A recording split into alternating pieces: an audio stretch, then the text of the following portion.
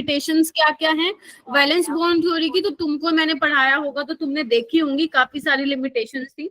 तो इसको मैं एक बार इरेज कर देती हूँ मेरा बेटा, ठीक है। तो बेसिकली अच्छा, ये क्वेश्चंस मैंने आप लोगों से करवाने थे, चलो इसको थोड़ा सा बाद में करते हैं, ठीक है, पहले ये कर लेते हैं, ठीक है। तो बेसिकली लिमिटेशंस क्या थी वैलेंस बॉन्ड थ्योरी की, देखो पहला तो यही था मोस्ट इंपॉर्टेंट कि उसने एक्सप्लेन नहीं किया था नेचर ऑफ लिगेंड्स, ठीक है। मतलब आपको याद है ना, मैंने कहा था कि जो स्ट्रॉन्ग फील्ड लिगेंड है और जो वीक फील्ड लिगेंड वाला जो कॉन्सेप्ट था that was given by CFT, वो सीएफटी ने दिया था, क्रिस्टल फील्ड थ्योरी ने दिया था, वैलेंस बॉन्ड थ्योरी ने कुछ भी नहीं बताया था कि भैया स्ट्रॉन्ग फील्ड लिगेंड क्या है, वीक फील्ड लिगेंड का क्या है, ये सब उसने कुछ एक्सप्लेन नहीं किया था, ठीक है। तो पहली लिमिटेशन यही हो जाती है, प्लीज ध्यान से सुनना, बहुत इंपॉर्टेंट चैप्टर है, मैं आप लोगों को बहुत बार बोलती हूँ, अगर आप लोगों ने मेरी क्लासेस अटेंड की हैं बच्चों ने, तो आपने देखा होगा मैं बार बार चिल्ला चिल्ला के बोलती हूँ कि this chapter is very very important, यहाँ से तुम्हारे 3 क्वेश्चन बनेंगे ही बनेंगे पेपर में, है ना। और ये ऐसा चैप्टर है, अगर आप लोग मुझे ध्यान से सुनते हैं क्लास में, या आपको जो मैं असाइनमेंट शेयर करती हूँ वो आप अगर ध्यान से करते हैं, केयरफुली करते हैं, ईमानदारी से करते हैं, ऑनेस्टी से करते हैं, तो आप लोग आराम से इस चैप्टर से कितने नंबर का हो गया, 12 मार्क्स इजिली स्कोर कर सकते हैं, ठीक है।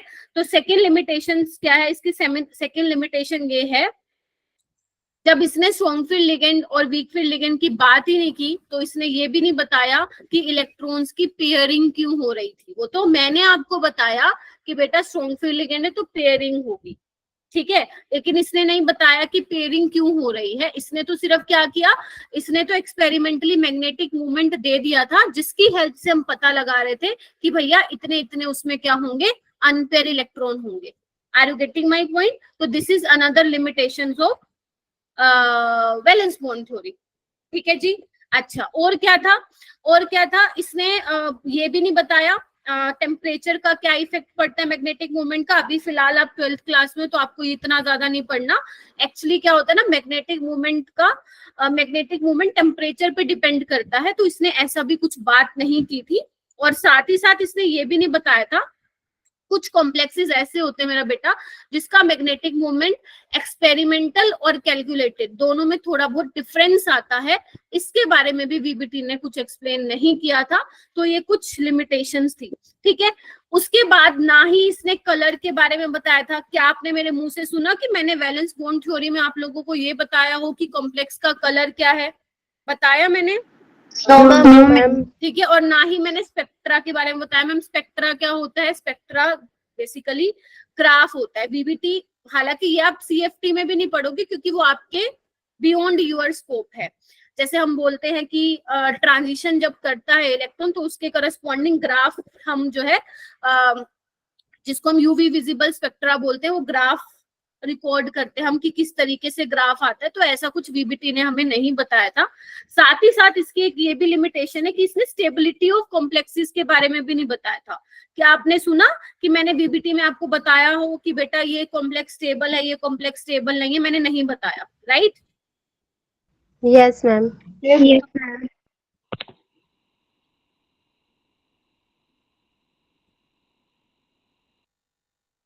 ठीक है। तो ये वाली कुछ लिमिटेशन है जो आपको पता होनी चाहिए। हाँ, ये आपके स्कूल के एग्जाम में तो पूछ सकते हैं, बट नीट के एग्जाम में चांसेस आर वेरी रेयर कि आपसे ये क्वेश्चन पूछा जाए। अगर मान लो पूछ भी लें तो वो फिर वो ऐसे बोलेंगे, बताओ भाई इनमें से कितनी स्टेटमेंट्स जो हैं वो वैलेंस बॉन्ड थ्योरी ने नहीं एक्सप्लेन कर पाया था, है ना। बेसिकली लिमिटेशंस आपसे वो पूछ सकता है स्टेटमेंट्स में। तो आपको ये 6 पॉइंट जो होने चाहिए क्लियर होने चाहिए, ठीक है। यानी कि जो सीएफटी है, हमारी क्रिस्टल फील्ड थ्योरी है, वो हमें कलर के बारे में भी बताएगी, है ना। वो ये भी बताएगा सीएफटी की स्ट्रॉन्ग फील्ड लिगेंड की प्रेजेंस में पेयरिंग क्यों होती है, वीक फील्ड लिगेंड की प्रेजेंस में पेयरिंग क्यों नहीं होती है। साथ ही साथ हमें कलर भी बताएगा कॉम्प्लेक्स का, साथ ही साथ हमें स्टेबिलिटी भी बताएगा कॉम्प्लेक्सेस की।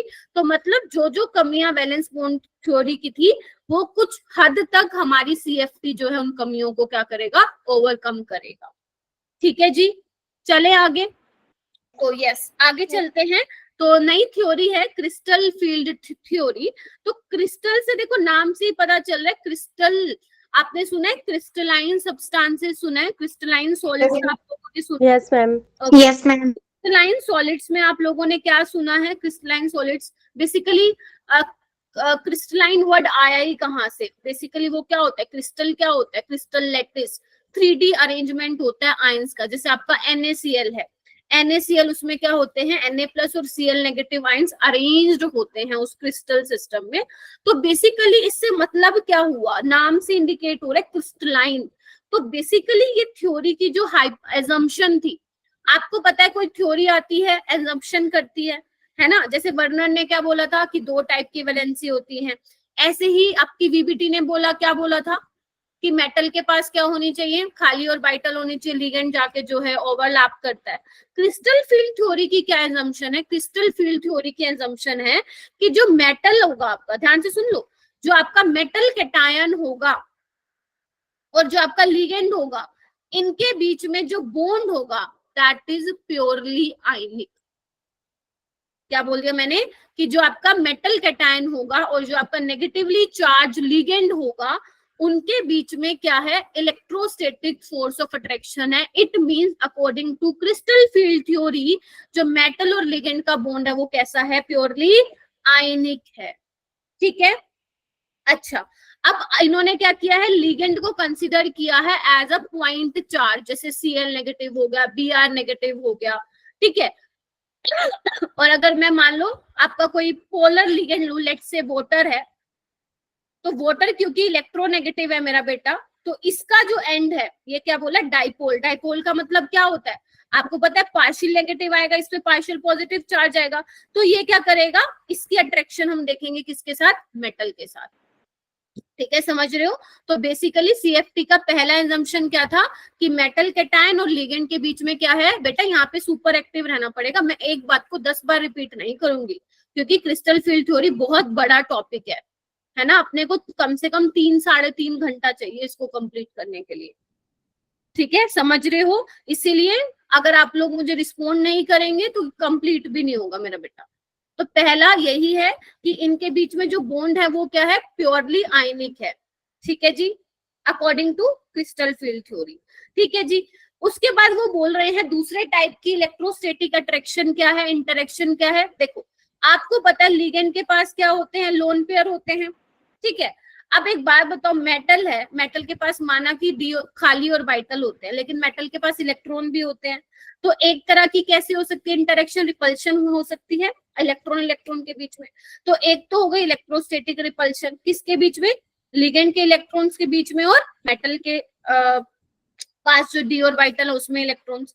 ठीक है, और किसमें रिपल्शन होगा, आपको पता है मेटल उसका कोई न्यूक्लियाई होगा, ऐसी जो आपका लिगेंड है उसका भी न्यूक्लियाई होगा, है ना, न्यूक्लियस होगा ना, तो उनके बीच में भी रिपल्शन होगा।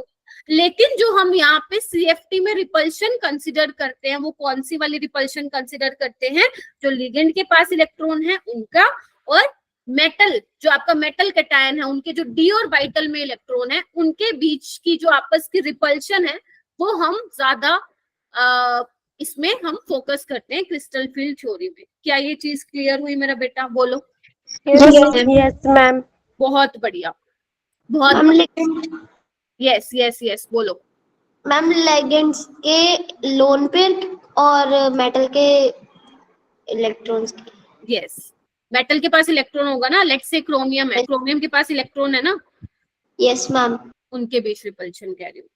ठीक है, ओके तो यानी कि अभी तक मैंने क्या बता, हाँ बोलो मैम, ये फर्स्ट पॉइंट डाइपोल वाला फिर से आगे चल के बताती हूँ, आगे चल के तुम लोगों को क्लियर हो जाएगा। ठीक है, अभी तक मैंने आपको यही बताया है कि जो मेटल और लिगेंड के बीच बॉन्ड होगा दैट इज प्योरली आयनिक, और इसमें हम क्या कंसिडर करेंगे, रिपल्शन किसके बीच में कंसिडर करेंगे, लिगेंड के इलेक्ट्रॉन्स के बीच में और जो मेटल के डी और वाइटल के बीच में इलेक्ट्रॉन है वो।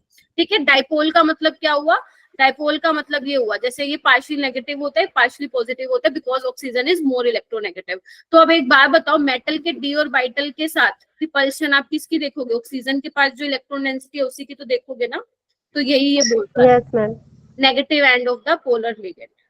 अपूर्वा ये मतलब है इसका। ठीक है, चल अब तुम्हें क्या करना है, अपने दिमाग में ये पांचों के पांचों डायग्राम आज के आज बिठा लो। आज मैं क्वेश्चन इतने नहीं कराऊंगी बिकॉज आज समझने वाला पार्ट ज्यादा है मेरा बेटा, ठीक है।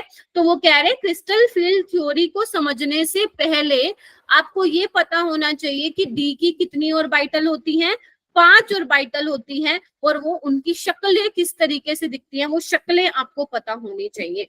तो आपको दिख रहा है मेरा बेटा कि अगर मैं डीएक्स वाई की बात कर रही हूं, इधर देखो, दिख रहा है, ये डीएक्स वाई मतलब क्या है, एक्स वाई प्लेन में देखो, और ये लॉब्स बने हुए हैं, ठीक है, दिख रहा होगा सबको। Yes ma'am. ठीक है, जो ये बेसिकली ग्रीन ग्रीन दिखा रहा है, ये क्या है, इलेक्ट्रॉन डेंसिटी है। क्या है मेरा बेटा, जो मेटल के पास इलेक्ट्रॉन डेंसिटी है वो यहाँ पे ये इंडिकेट कर रहा है।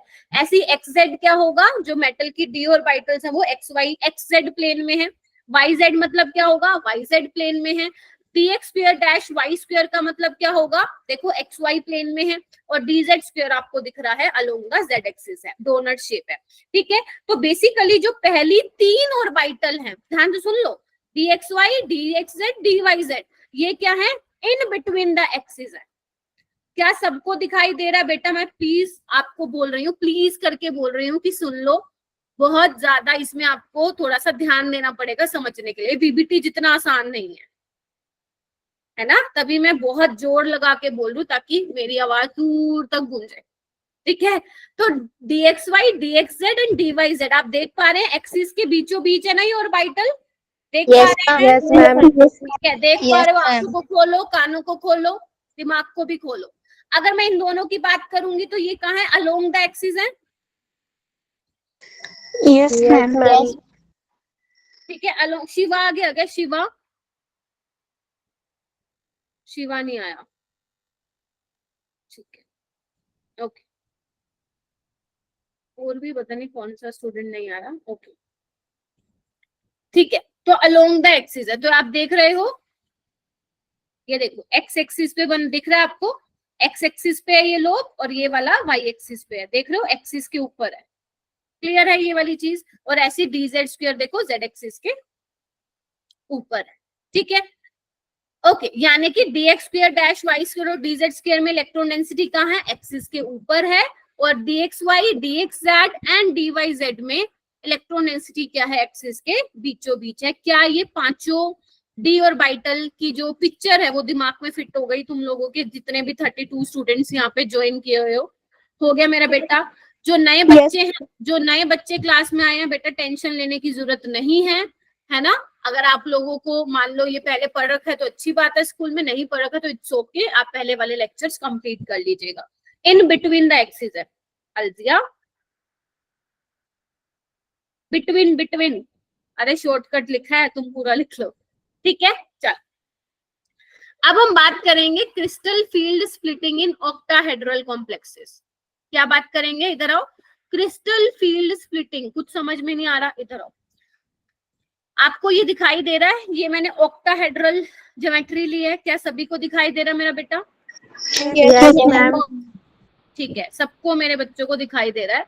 तो ये हमारा बीच में मेटल है, इसको मैं थोड़ा सा कलर ले लेती हूँ इसका, ये वाला ले लेती हूँ, ब्लू कलर ले लेती हूँ, ये मेटल है, ये हमारे 6 क्या है मेरा बेटा, लिगेंड है, क्योंकि आपको पता ही है कोऑर्डिनेशन नंबर क्या होता है ऑक्टाहेड्रल में, 6 होता है, तो 6 लिगेंड करेंगे किसको, मेटल को, क्लियर है मेरा बेटा। अच्छा, अब मैं क्या कर रही हूँ, यहाँ पे आप x y, x axis, y axis और जेड एक्सिस बता सकते हैं क्या, अगर मान लो मैं एक्स एक्सिस को ये कंसिडर कर लूं, this is my x axis, this is my y axis, देख रहे हो, और ये वाली क्या हो जाएगी, जेड एक्सिस। जेड एक्सिस, कौन सी वाली हो जाएगी, जेड एक्सिस, एक्स वाई, और ये हो जाएगी आपकी, या एक काम करो इसको ऐसे कर लो,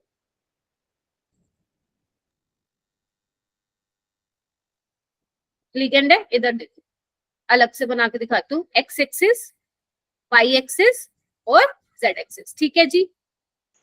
यस मैम। अगर मैं ऑक्टाहेड्रल बनाऊं तो ऑक्टाहेड्रल में क्या है, ध्यान से देखना जो मैं बना रही हूं, 1 2 इस तरीके से है, ठीक है।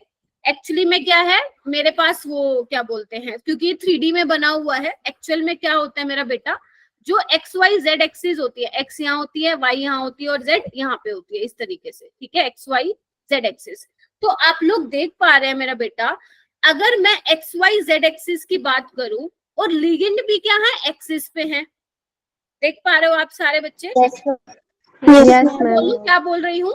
जैसे अगर मैं बोल रही हूँ मेरा बेटा, आपका ये मेटल है, ध्यान से देखना, ये आपका लिगेंड है, 6 लिगेंड है। 6 लिगेंड कैसे दिखाओगे? ऐसे दिखाओगे आप लोग, ठीक है, 6 लिगेंड आप इस तरीके से दिखाओगे, ठीक है। अब ये मान लेते हैं आपकी एक्स एक्सिस है, ये वाई एक्सिस है और ये आपकी जेड एक्सिस है,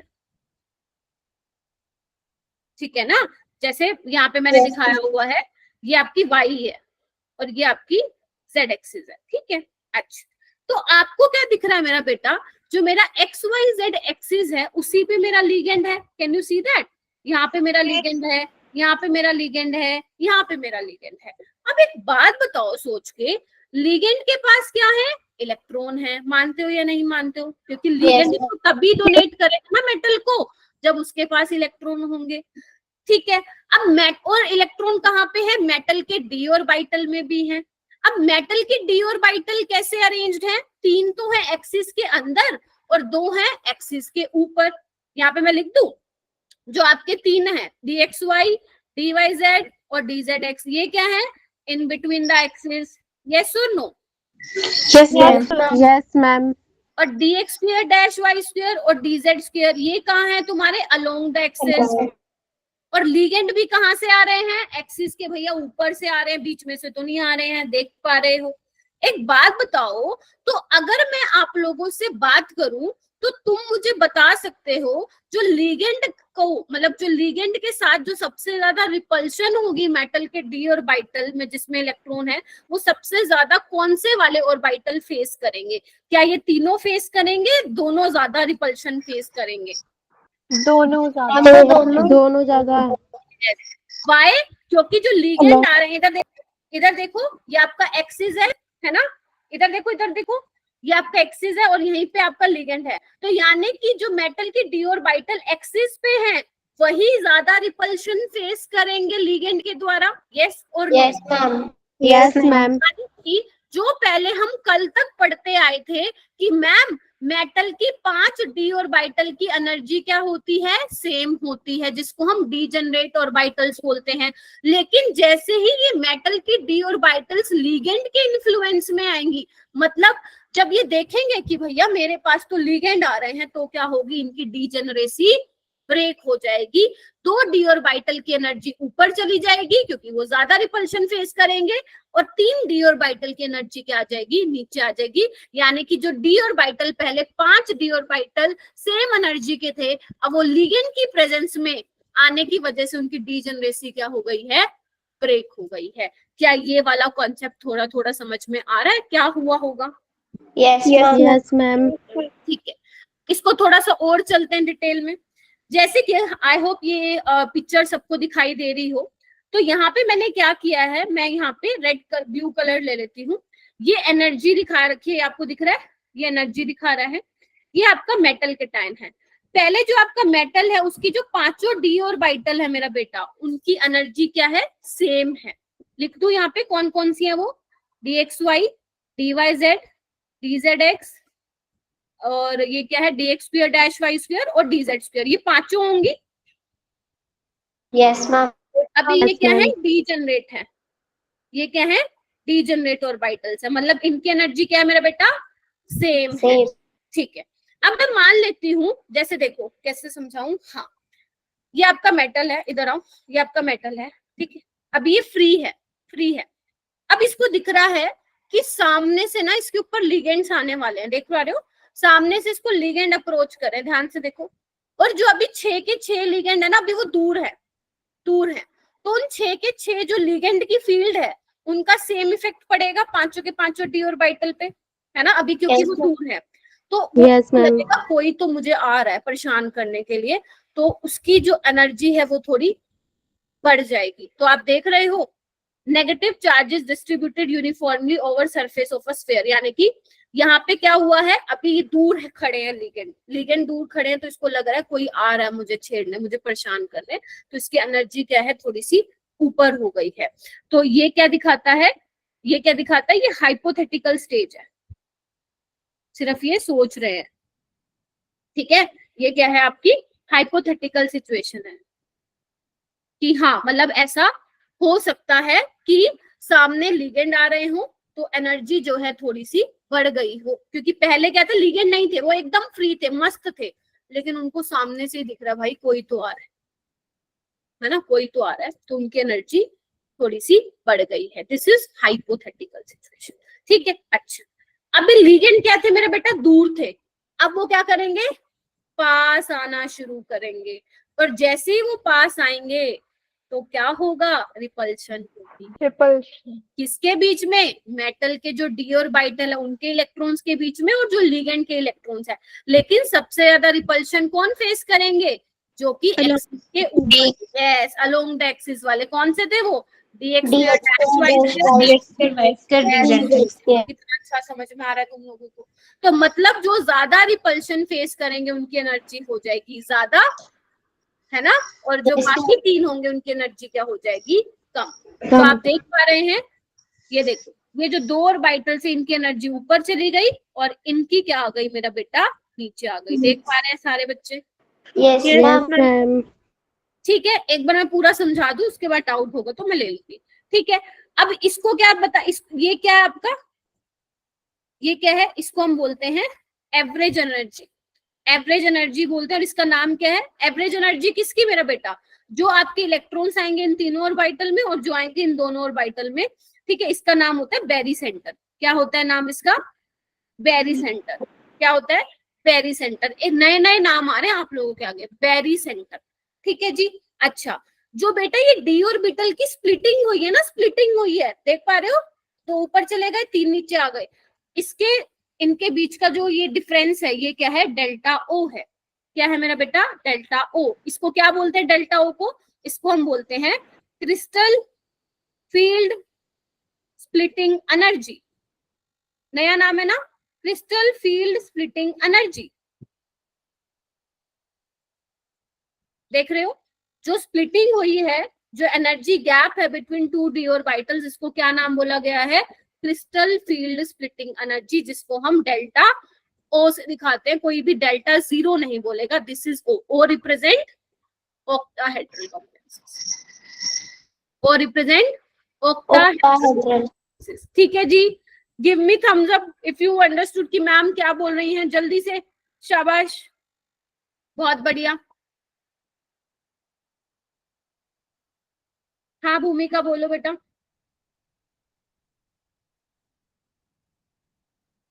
भूमिका कुछ हुआ बेटा, हाँ ठीक है। अच्छा, और मैम इधर आओ, जो ये तीन ऑर्बिटल है ना, dxy dxz dyz, इसको हम क्या बोलते हैं, T2g। क्या बोलते हैं, T2g। मैम ये T2g क्या होता है, ट्रिपली डीजेनरेट, ट्रिपली डीजेनरेट। डीजेनरेट का मतलब सेम एनर्जी, कितने ऑर्बिटल की सेम एनर्जी है, तीन, क्या डीजेनरेट। ऊपर वाले को हम बोलते हैं ईजी। ईजी का मतलब क्या होता है बेटा, ये नहीं मिलेगा तुम्हें एनसीईआरटी में, पहले बता रही हूँ, डबली डीजेनरेट।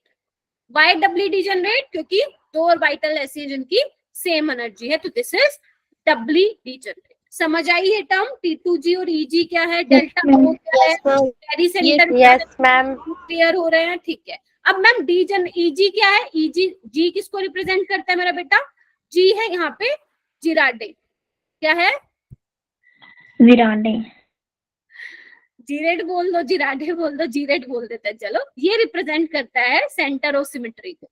मैं फिर बोल रही हूँ, ये भी तुम्हारे बहुत काम का तो नहीं है, बट मुझे पता है बच्चे को पढ़ा रही हूँ तो मुझसे जरूर पूछेंगे मैम ये जी क्या है यहाँ पे। तो जी रिप्रेजेंट करता है सेंटर ऑफ सिमेट्री को। अब एक बार बताओ, क्या ऑक्टाहेड्रल कॉम्प्लेक्सेस में सेंटर ऑफ सिमेट्री है, हाँ मैम है, तो सही। कैसे है, कैसे है, इधर आओ, एक काम करो, तुम सेंटर में खड़े हो जाओ, ऊपर जाओ, लिगेंड है, सेम डिस्टेंस से नीचे आओ, लिगेंड है, इधर जाओ, सेम डिस्टेंस मूव करो, लिगेंड है, इधर जाओ, सेम डिस्टेंस मूव करो, लिगेंड है।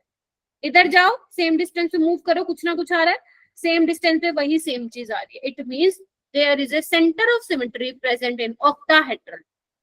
इसका मतलब यहाँ पे क्या आ रहा है, इस वजह से जी आ रहा है। यस गिरिजा, ठीक है। तो जी क्या कर रहा है, रिप्रेजेंट कर रहा है सेंटर ऑफ सिमेट्री को। तो ऑक्टाहेड्रल कॉम्प्लेक्सेस में हम क्या बोलते हैं, T2G EG।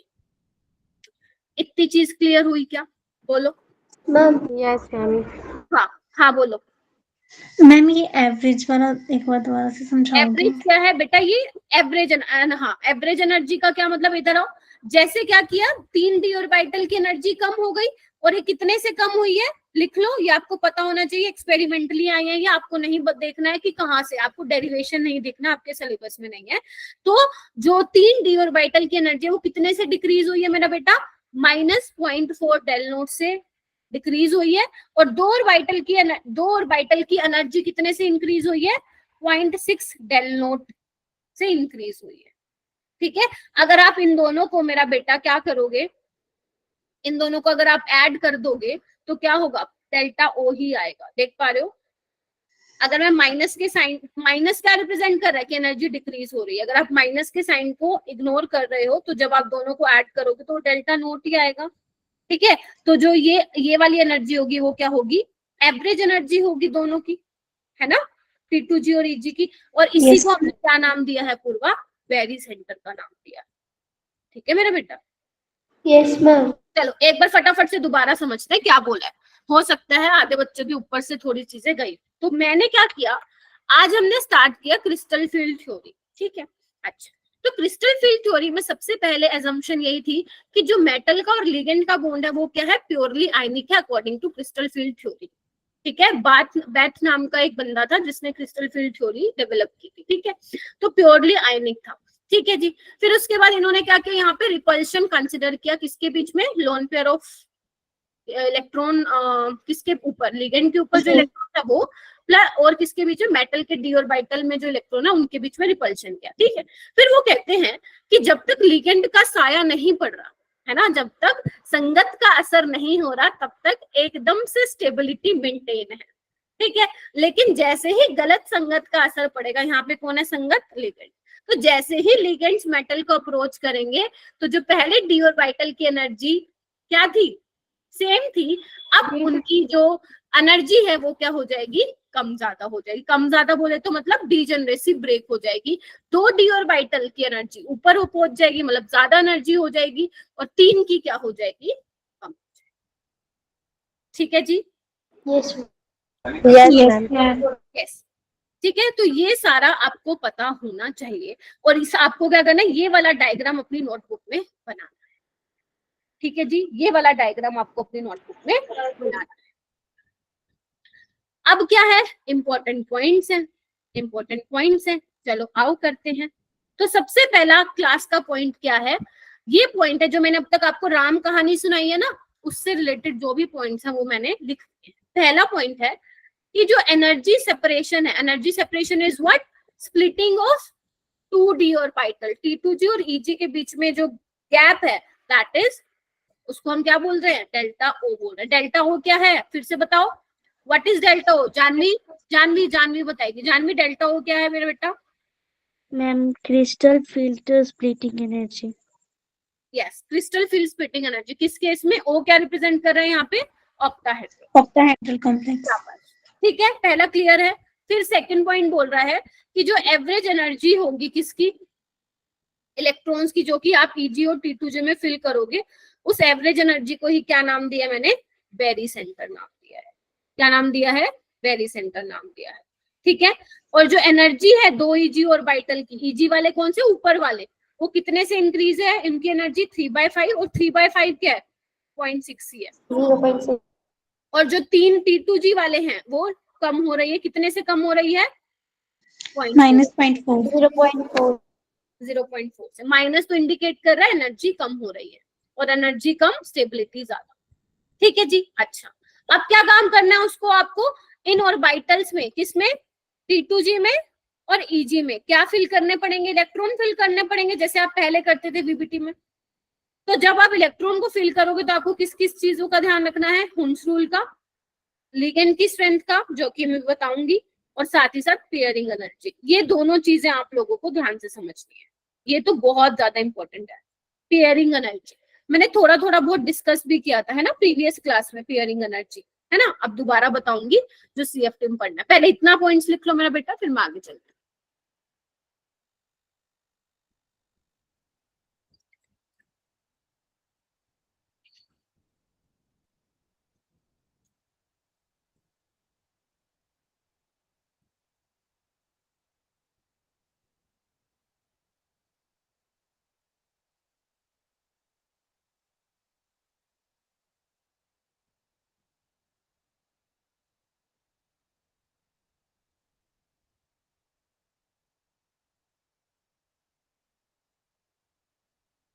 चले?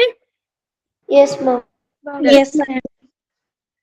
Okay, now the next question arises कि मैम पेयरिंग एनर्जी क्या होती है। देखो मैं इसको ना अपनी लैंग्वेज में समझाऊंगी, बुकिश लैंग्वेज का आपसे ना कोई पूछने वाला है, क्योंकि आपसे बोर्ड्स में तो कोई नहीं लिखवाएगा पेयरिंग एनर्जी की डेफिनेशन, राइट। लिखवाए अगर आए तो क्वेश्चन लिख भी आना, बाकी उसको पहले मेरी लैंग्वेज में समझो व्हाट इज पेयरिंग एनर्जी। देखो नाम से ही पता चल रहा है पेयरिंग एनर्जी, इलेक्ट्रॉन को पेयर कराने के लिए कितनी एनर्जी देनी पड़ेगी, that is your pairing energy. प्रखर क्लियर है पेयरिंग एनर्जी कि जो मान लो सिंगल सिंगल इलेक्ट्रॉन है तो इनको पेयर कराने के लिए मुझे कितनी एनर्जी देनी पड़ेगी, वो क्या होगी मेरा बेटा, पेयरिंग एनर्जी होगी। Is it clear? Yes, ma'am.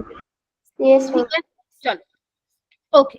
अब यहाँ पे भी क्या होगा मेरा बेटा, यहाँ पे भी तुम्हारे क्या बनेंगे, दो तरह के कॉम्प्लेक्सेस बनेंगे, एक तो हाई स्पिन कॉम्प्लेक्स बनेंगे और लो स्पिन कॉम्प्लेक्स बनेंगे। ठीक है जी, ध्यान से सुनना, ठीक है। देखो जो हाई स्पिन कॉम्प्लेक्सेस होते हैं वो कौन बनाते हैं, वीक फील्ड लिगेंड। जो वीक फील्ड लिगेंड होते हैं हाई स्पिन कॉम्प्लेक्स बनाते हैं, और जो आपके स्ट्रॉन्ग फील्ड लिगेंड होते हैं वो लो स्पिन कॉम्प्लेक्स बनाते हैं। अब नाम से ही पता चल रहा है हाई स्पिन में पेयरिंग नहीं होगी और इसमें पेयरिंग होगी, है ना जी। अच्छा मैम ऐसा क्यों, मैम वीक फील्ड लिगेंड में क्यों नहीं हो रहा, इधर आओ। एक बात बताओ, जैसे ही लिगेंड मेटल के डी ऑर्बिटल के जो इलेक्ट्रॉन्स हैं उनको अप्रोच कर रहा है तो स्प्लिटिंग हो रही है ना। स्प्लिटिंग क्यों हो रही है, रिपल्शन की वजह से स्प्लिटिंग हो रही है ना, क्योंकि एक दो डी ऑर्बिटल ज्यादा रिपल्शन फेस कर रहे हैं तो उनकी एनर्जी ज्यादा पहुंचगी, और दूसरे वाले नहीं कर रहे तो उनकी एनर्जी ऑब्वियस ही बात है उनसे कम नहीं होगी। तो एक बात बताओ, अगर कोई ताकतवर लिगेंड आ जाता है ना, जिसकी स्ट्रेंथ ज्यादा होगी, तो तुम मुझे बताओ उस केस में स्प्लिटिंग ज्यादा होगी या कम होगी? ज्यादा ज्यादा ज्यादा ज्यादा ज्यादा, सोचो सोचो, ज्यादा, ऑब्वियस ही बात है ज्यादा होगी। अगर कोई स्ट्रॉन्ग लिगेंड आ रहा है और वो अप्रोच कर रहा है मेटल को, तो ऑब्वियस ही बात है ना वो ज्यादा उसकी एनर्जी डिक्रीज होगी, ठीक है, ज्यादा स्प्लिटिंग होगी। और अगर मेरा बेटा, एक बात बताओ, अगर स्प्लिटिंग ज्यादा हो गई तो अगर मान लो तुम्हारा इलेक्ट्रॉन नीचे है, क्या वो ऊपर आसानी से जा पाएगा? नहीं मैम, क्योंकि एनर्जी गैप बहुत ज्यादा है, ऊपर आसानी से नहीं जा पाएगा। मानते हो कि नहीं मानते हो? ज्यादा एनर्जी देनी पड़ेगी आपको, है ना। तो उस केस में क्या करते हैं, उस केस में इलेक्ट्रॉन जो है वो क्या कर देते हैं, हम पेयर करवा देते हैं। मतलब उन केस में, किस केस में, जहां पे स्ट्रॉन्ग फील्ड लिगेंड है वहां पे हमें बहुत ज्यादा एनर्जी नहीं देनी पड़ती है इलेक्ट्रॉन को पेयर करवाने के लिए। किस केस में मेरा बेटा, स्ट्रॉन्ग फील्ड लिगेंड के केस में। अगर मान लो कोई वीक सा लिगेंड आएगा तो स्प्लिटिंग भी बहुत ही बकवास सी होगी, मानते हो कि नहीं मानते हो, मतलब कम होगी। और अगर स्प्लिटिंग कम होगी तो एनर्जी गैप भी कम ही होगा, बोलो हाँ या ना। Yes ma'am. Yes, ma'am. तो अगर एनर्जी गैप कम होगा मेरे बच्चों, तो इलेक्ट्रॉन ऊपर से एकदम ऊपर जा सकता है, एक्साइट हो सकता है, टपाक, बोलो हाँ या ना। तो यानी कि Yes, ma'am. केस में, एक बात बताओ, ध्यान से सुनना, जब स्प्लिटिंग होती है ना तो एनर्जी वहां पे रिलीज होती है। तो अब स्प्लिटिंग कम हुई है तो एनर्जी रिलीज इतनी नहीं हो रही, एनर्जी भी इतनी रिलीज नहीं हो रही, तुम इलेक्ट्रॉन को पेयर करवाओगे तो भैया खर्चा बहुत आने वाला है ना। एनर्जी भी होनी चाहिए ना अच्छी खासी, कि पेयर करवाने के लिए अच्छी खासी एनर्जी भी चाहिए, वो वीक फील्ड लिगेंड के केस में नहीं मिल पाती, तो यहाँ पे पेयरिंग नहीं होती है। Are you getting my point? यहाँ पे पेयरिंग नहीं होती है, यहाँ पे पेयरिंग होती है।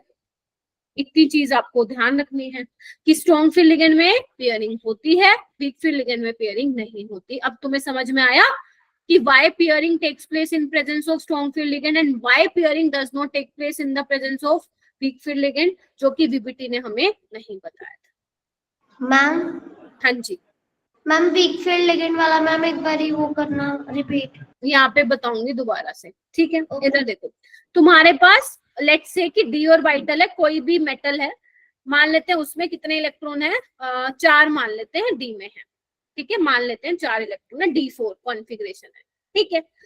एक बात बताओ, अगर स्ट्रॉन्ग लिगेंड रहेगा तो ये गैप भी आता होगा, ठीक है? यस अब ये 4 लिगेंड कैसे फिल करोगे, सॉरी 4 इलेक्ट्रॉन कैसे फिल करोगे? 1 2 3, फोर्थ इलेक्ट्रॉन कहाँ आएगा? ऊपर नहीं जाएगा, नीचे ही आएगा। व्हाई? बिकॉज एनर्जी भी ज्यादा है, ठीक है? और लो स्पिन कॉम्प्लेक्स है, स्ट्रॉन्ग फील्ड लिगेंड है। जबकि हाई स्पिन में अगर बात करूंगी तो एनर्जी गैप इतना ज्यादा नहीं है, तो फोर्थ इलेक्ट्रॉन ऊपर आराम से जा सकता है। क्लियर है? फिर मैं बोल रही हूँ, जब आपका वीक फील्ड लिगेंड है तो एनर्जी क्या है, ध्यान से सुनो, एनर्जी गैप बहुत ज्यादा नहीं है, तो आपका इलेक्ट्रॉन जो है, फोर्थ इलेक्ट्रॉन, पहले 3 यहाँ पे भरोगे तो फोर्थ इलेक्ट्रॉन ऊपर जा सकता है। बट अगर आपका स्ट्रॉन्ग फील्ड लिगेंड है तो फोर्थ इलेक्ट्रॉन आपका ईजी में नहीं जाएगा, कहाँ पे जाएगा? फोर्थ इलेक्ट्रॉन T2G में ही आएगा। ठीक है जी, ये वाली बात? यस मैम ठीक है, अच्छा। और वीक फील्ड लिगेंड के केस में क्या होता है बेटा? पेयरिंग एनर्जी हमेशा ज्यादा होती है क्रिस्टल फील्ड स्प्लिटिंग से। क्या ये बात क्लियर हो गई? यस मैम स्प्लिटिंग कम, पेयरिंग एनर्जी ज्यादा, तभी तो पेयर नहीं हो रहे हैं। और यहाँ पे क्या होता है? स्प्लिटिंग एनर्जी हमेशा ज्यादा होती है पेयरिंग एनर्जी से, तभी यहाँ पे इलेक्ट्रॉन पेयर हो जाते हैं in the presence of strong field ligand, because इसमें इतना ज्यादा हमें एनर्जी नहीं देनी पड़ती टू पेयर द इलेक्ट्रॉन। ठीक है, अभी हम और डिटेल में जाएंगे, एक एक की करके देखेंगे, निकाल निकाल के भी देखेंगे सीएफएससी क्या आ रही है। ठीक है, पहले तो कॉन्सेप्ट समझो कि जब डेल्टा ओ ग्रेटर देन पी होगा तब लो स्पिन कॉम्प्लेक्स बनेगा, और जब डेल्टा ओ लेस देन पी होगा तो हमारा हाई स्पिन कॉम्प्लेक्स बनेगा। पहले ये चीज क्लियर कीजिए, ठीक है जी? दिमाग में घुसा लिया क्या होने वाला है? ठीक है, यस मैम। बताओ। चलो, ओके, नाउ मेन इंपॉर्टेंट काम है। देखो, अगर पढ़ के नहीं आओ, मतलब घर पे मैंने जो असाइनमेंट दिए थे बहुत कम बच्चों ने सॉल्व किए हैं, सिर्फ 5 से 6 बच्चों ने ही सॉल्व किए हैं, बाकी जो नहीं कर रहे, कौन से वाले शुभ मुहूर्त का तुम लोग इंतजार कर रहे हो? हैं? या सीधा ही बता दो मैम हमें तो पढ़ने का है नहीं, हमें तो 12वीं पास करनी है, और अगर 12वीं पास करनी है तो उसमें भी ये चीजें आएंगी बेटा, है ना जी? तो पढ़ना स्टार्ट कर दो, बार बार मेरे से डांट क्यों सुनते हो, है ना? असर नहीं होता तुम लोगों को। अब हम क्या सीख रहे हैं? Calculation of crystal field stabilisation energy. क्या मैंने तुम्हें बताया था कि हमारी सीएफटी स्टेबिलिटी ऑफ कॉम्प्लेक्सेस के बारे में बताती है? तो अब हम यहाँ पे निकाल नए नए वर्ड हैं, इट विल टेक टाइम लगेगा चीजों को समझने में। अगर नहीं सुनोगे ध्यान से तो वैसे भी कुछ नहीं समझ में आएगा। एनसीईआरटी ने तो पता नहीं क्या ही महाभारत लिखी हुई है, उसमें कुछ समझ नहीं आएगा। सीएफएससी क्या है? Crystal field stabilisation energy. ध्यान से सुन लेना, कई बुक्स में क्या लिखा हुआ है? क्रिस्टल फील्ड स्प्लिटिंग एनर्जी, जबकि ये क्या है? Crystal field stabilisation. हाँ, वेरी गुड। डेल्टा ओ क्या है? डेल्टा ओ है क्रिस्टल फील्ड स्प्लिटिंग एनर्जी। ठीक है, तो मैम कैसे निकालेंगे इसको ऐसे निकालेंगे। देखो, सीएफएससी निकालने का फॉर्मूला ये होता है। तो बेसिकली ये फॉर्मूला जल्दी से अपनी नोटबुक में लिखेंगे सारे के सारे 30 के 30 स्टूडेंट्स। -0.4, एन क्या दिखा रहा है? नंबर ऑफ इलेक्ट्रॉन्स किसमें? T2G में, प्लस 0.6, एन डैश क्या है? Number of electron in Eg, bracket 1 delta o. ये तो तुम्हारा आ गया crystal field splitting energy, plus NP. अब मैम ये एनपी क्या है? एक बात बताओ, जब तुम्हारा स्प्लिटिंग हो रही है तो एनर्जी रिलीज हो रही है। चलो, दो स्टेजेस में, पहला स्टेज में एनर्जी रिलीज होगी, ठीक है, ठीक है, अच्छा, एनर्जी रिलीज हो गई, ठीक है। फिर क्या देखोगे आप, पेयरिंग एनर्जी भी देखोगे ना, कि कितना एनर्जी में देनी पड़ेगी इलेक्ट्रॉन को पेयर कराने के लिए। तो तुम ओवरऑल देखोगे ना कितना खर्चा आया तुम्हारा, ओवरऑल देखोगे। अगर तुम्हें एक बार बताओ कोई कॉम्प्लेक्स का स्टेबिलिटी देखना है तो तुम कैसे देखोगे, सबसे पहले तो उसका निकालोगे कि जब स्प्लिटिंग हुई तो कितनी एनर्जी हुई, कितनी एनर्जी निकाली तुमने, डेल्टा ओ। उसके बाद ये भी तो देखोगे ना, प्लस खर्चा भी तो आएगा ना कुछ इलेक्ट्रॉन को पेयर करवाने के लिए, या तुमने नहीं भी कराई पेयरिंग, ठीक है, तो खर्चा भी आएगा। उस पूरे को काउंट करके क्या निकालोगे तुम, CFSC निकालोगे। उस पूरे को क्या करोगे, अकाउंट में लेके क्या करोगे, CFSC निकालोगे। और ध्यान रखना जो पेयरिंग एनर्जी होती है वो हम स्ट्रॉन्ग फील्ड लिगेंड के केस में देखते हैं, वीक फील्ड लिगेंड के केस में नहीं देखते हैं। अभी मैं आगे चल के बताऊंगी, क्योंकि देखो बहुत सारी चीजें इसमें बताने के लिए, एक बार में बता दूंगी तो ऊपर से जाएगा। ठीक है, ये फॉर्मूला लिख लिया सबने, बस इतना मेरे को कंफर्म कीजिए। Yes ma'am. ठीक है, यानी कि हमें ये देखना है स्प्लिटिंग होने पे एनर्जी कितनी रिलीज हुई, साथ ही साथ अगर पेयरिंग हो रही है तो पेयरिंग कराने के लिए कितना खर्चा हमें देना पड़ेगा, है ना। मान लो यहाँ पे n की वैल्यू आई 2, तो आपको क्या करना पड़ रहा है, 2 इलेक्ट्रॉन को पेयर करवाने के लिए जो एनर्जी दी जाएगी that is your pairing energy. ठीक है जी, तो यहाँ पे वही लिखा हुआ है, n क्या है, n डैश क्या है, डेल्टा ओ क्या है, n क्या है, n क्या है, इसको आप बोलोगे number of extra electron pair form. इसको अभी के लिए आप स्किप भी कर सकते हो, क्योंकि लैंग्वेज आपको थोड़ी सी डिफिकल्ट लग रही होगी। इसको मैं अपनी लैंग्वेज में समझा दूंगी तो बेटर तरीके से समझ में आ जाएगा। अभी क्या करना है आपको, ये फॉर्मूला लिखना है। लिख लिया? यस चलो यस मैम। ठीक है। अब एक बार बताओ, जितना ज्यादा तुम्हारा CFSC की वैल्यू नेगेटिव आएगी, इट मींस उतना ही क्या होगा, एनर्जी कम हो रही है, मतलब उतना ही ज्यादा तुम्हारा क्या होगा, स्टेबल कॉम्प्लेक्स हो। ठीक है, चलो निकालते हैं, आ जाओ जी। हो गए रेडी? अभी मैं क्या करूंगी, स्टार्टिंग के 4 मैं करवाऊंगी, बाकी के तुम करना। ठीक है, तो पहला आता है हमारा D1। ठीक है, ओके। मान लो किसी का सेंट्रल मेटल लाइन का कॉन्फ़िगरेशन है D1, तो उसको कैसे फिल करेंगे, ऐसे स्प्लिटिंग हो रही है मेरा बेटा, EG T2G। मैं सिर्फ स्टार्टिंग में कुछ अच्छा बनाऊंगी, उसके बाद डायरेक्ट लिखूंगी। ठीक है, ओके। तो एक ही इलेक्ट्रॉन है, ठीक है, अच्छा जी। इसकी एनर्जी कितने से डिक्रीज हो रही थी, 0.4 से, इसकी कितने से इंक्रीज हो रही थी, 0.6 से। ठीक है जी, अच्छा। अब क्या है, CFSC कैसे निकालोगे, कितने इलेक्ट्रॉन है, एक, एनर्जी कितनी है, एक के लिए कितनी होगी बता दो, -0.4 डेल नोट। ठीक है, अब एक बार बताओ, बेशक तुम्हारा स्ट्रॉन्ग फील्ड लिगेंड हो या वीक फील्ड लिगेंड हो, क्या उसमें CFSC सेम ही आएगी? Yes ma'am. ठीक है, क्या यहाँ पे पेयरिंग एनर्जी आएगी क्या? नो मैम, यहाँ पे तो आपने इलेक्ट्रॉन को पेयर करवाया ही नहीं। ठीक है, इतना क्लियर है सबको? जल्दी से give me thumbs up. Yes ma'am, ये तो सिंपल था, बहुत सिंपल था। यस यस, मैं देख रही हूँ, महेश, गिरजा, दीक्षा लेट हो गई बेटा। मैम 7:08 पे आई थी मैं। हाँ, लेट हो गए ना फिर। Yes ma'am. ठीक है, चलो आगे बढ़े। देखो मेरे को ना बहुत सारे बच्चों के थम्स अप तो दिख नहीं रहे हैं। ठीक है, या तो आप लोगों को समझ में ही नहीं आ रहा, दूसरा हो सकता है कि आप लोग लॉग इन करके भाग गए, पर इतना मैं श्योर हूँ ऐसा तो होगा नहीं कि बिल्कुल ही कुछ ही ना समझ में आया हो।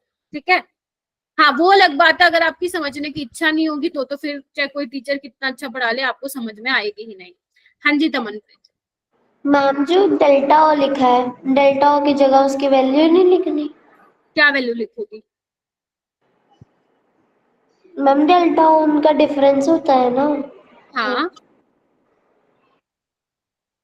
हाँ, तो क्या हो गया, इसका कितना, एक इलेक्ट्रॉन है ना, इसका कितना होगा, क्या बोलते हैं, एक इलेक्ट्रॉन की एनर्जी कितनी है, -0.4 डेल नोट होगी ना। डेल नोट क्या है, एनर्जी ही तो है। अच्छा, क्रिस्टल फेज स्प्लिटिंग एनर्जी ही तो है ये। ठीक है, जैसे D2 में क्या करोगे, एक इलेक्ट्रॉन यहाँ भरोगे, एक इलेक्ट्रॉन यहाँ फिल करोगे, हाँ या ना? Yes ma'am. ठीक है, मैं बहुत आपको सुंदर सा नहीं बना के दिखा रही हूँ। पहली बात तो सुंदर सा तो पता है कैसे दिखेगा, पहले आप इधर आओ, कहाँ गया, पहले आप ये बनाओ फिर ये बनाओ फिर ऐसे प्यारे से स्प्लिटिंग करके दिखाओ, इतना हम नहीं दिखा रहे हैं, ठीक है। आपको सिर्फ मैं समझा रही हूँ कि क्या क्या चीजें आप लोगों से एग्जाम में पूछी जाएंगी।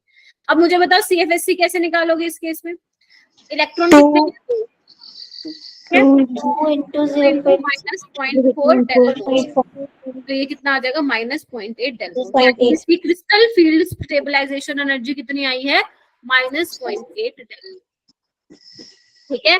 तो इतने से उसकी एनर्जी क्या हो गई है, 2 इलेक्ट्रॉन की इतने से कम हो गई है, कितने से, -0.8 डेल्टा से कम हो गई है, ठीक है। अच्छा आप बताओ इसमें भी स्ट्रॉन्ग फील्ड लिगेंड लूं या वीक फील्ड लिगेंड लूं, कोई बात है क्या, दोनों में सेम ही, सेम। कितना क्लियर है मेरे बच्चों को। चलो आगे, यस मैम। थर्ड काजल, काजल है यहाँ पे, काजल बिस्ट, यस मैम। अच्छा ठीक है, पढ़ रखा है आपने ये पहले, यस मैम। अच्छा, क्योंकि मैं सोच रही थी ना आप पहले वाले लेक्चर में नहीं आए तो पता नहीं, वैसे ये थोड़ा सा डिफरेंट ही है, बट यस आपको इलेक्ट्रॉन की फिलिंग तो पता होनी चाहिए। D3 में क्या होगा, वही Eg, ओम समझ में आ रहा मेरा बेटा क्या कर रही हूँ, प्रखर, चांदनी, ऋषभ, ऋषभ ऋषभ हो क्लास में, ठीक है।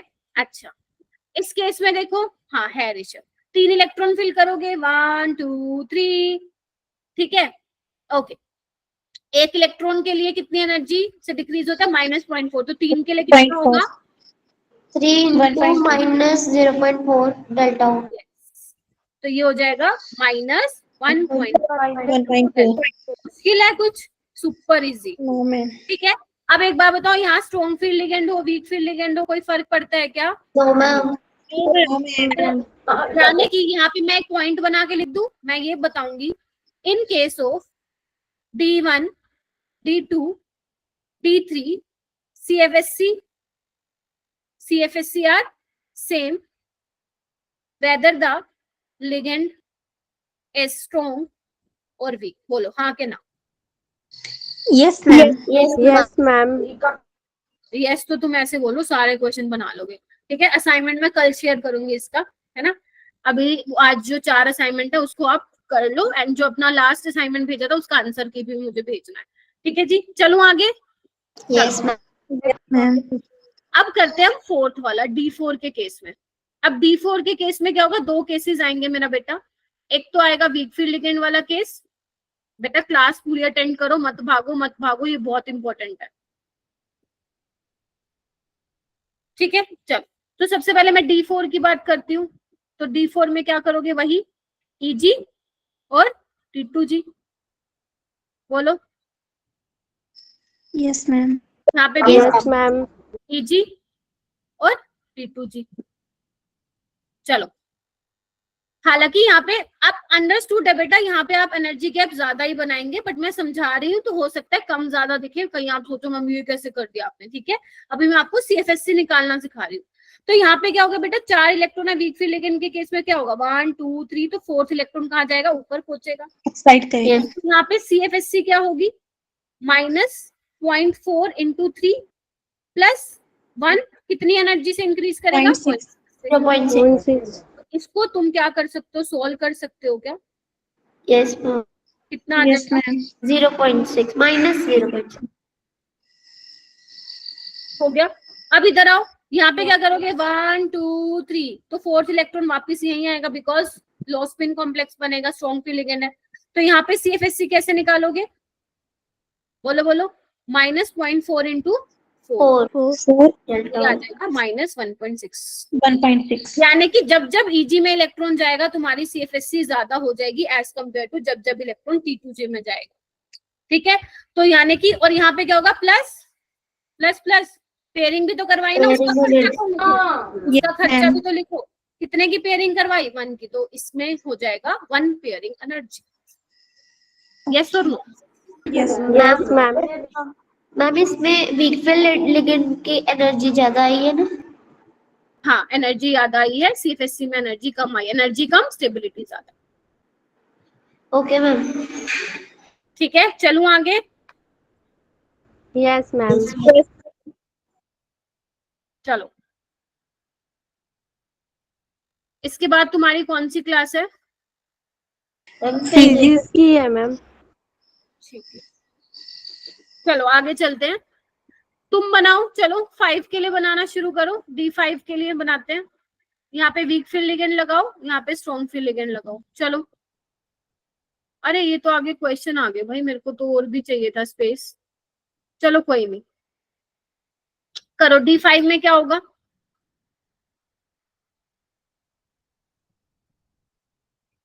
इजी, टीटू जी मुझे सॉल्व करके बताओ तुम लोग अब।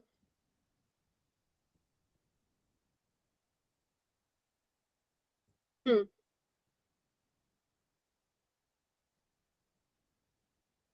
क्या होगा? 1 2 3 4 5। यहाँ क्या होगा? 1 2 3 दो पेयर 4 5। ठीक है, CFSC Yes, यहाँ पे ma'am. निकालो, 0. निकालो। जीरो आएगी मैम। 0. और यहाँ पे कितनी आएगी? Minus 2.0 plus 2 pairing.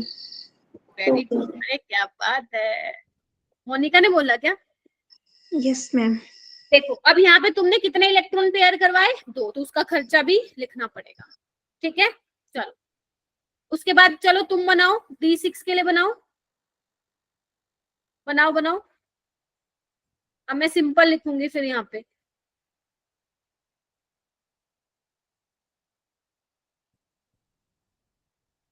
D6 में क्या होगा? वीक फील्ड लिगेंड में 1 2 3 4 5, अब एक नीचे ही आना पड़ेगा। Yes ma'am. 1 2 3, ये यहाँ पे ही पेयरिंग हो जाएगी। ठीक है, तो इसका CFSC निकाल के बताओ मेरे को, और इसका निकाल के बताओ, तब तक मैं स्लाइड ऐड कर लूं। Ma'am minus 0.4 delta o plus 1 pairing. ठीक है, एक सेकेंड, मैं नई स्लाइड ऐड कर लूं मेरा बेटा। ठीक है,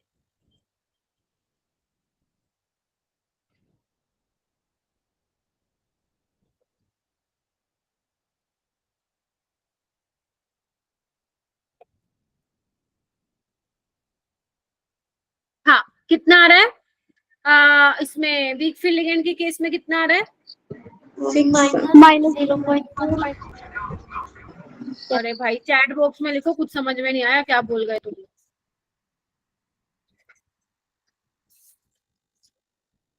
चैट बॉक्स में लिखो जल्दी से।